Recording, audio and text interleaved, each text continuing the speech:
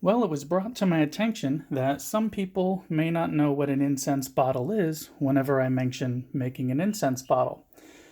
So basically, to give a quick explanation, if anybody's not familiar, an incense bottle is just a bottle to burn incense. You put an incense in through the top, and the smoke comes out the top, keeps all the ashes inside the bottle instead of making a mess or possibly causing a fire. One of the things that an incense bottle needs, of course, is this little tiny air hole. Now, this can be a little bit difficult to create. You can use a drill, but you'd have to get a specific drill bit for it, either one for glass or tile. There's actually one sold little sets that are just called glass and tile drill bit. I will put a couple pieces of tape over where I want to make the hole. It'll just give something for the drill bit to kind of stick to a little as it's getting up the RPMs. And you just kind of go slowly through it, pulsing every now and then it'll start to make that first hole. You usually use one of the smaller bits, maybe get that hole wet some so it just seems to drill a little bit better.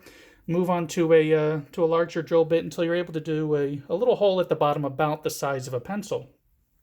So once your incense bottle is done, take an incense, put it in something that'll hold it, kind of like, in this case here, I'm using little key rings. I got a bag of extra key rings, like 100 of them or so, for very cheap on Amazon.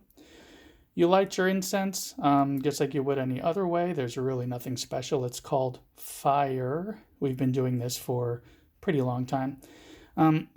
Once the fire kind of gets going and you're able to see the tip of the incense starting to turn red, then just like any other incense, it's pretty much ready for you to blow out. And then put this right in the top of your bottle.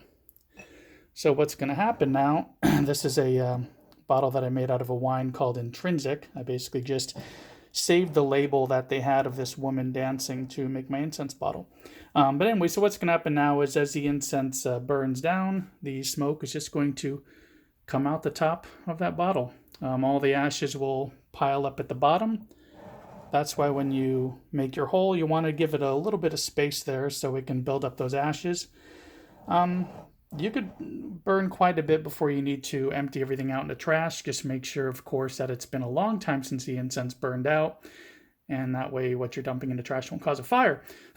So, yeah, this is about all there is to say about it. What makes it nice also is it's very easy to just pick up and move somewhere else in the room if you don't want one corner getting particularly smoky, let's say. But yeah, it's amazing. It's awesome. And look, I got Baby Yoda. That trends. There you go.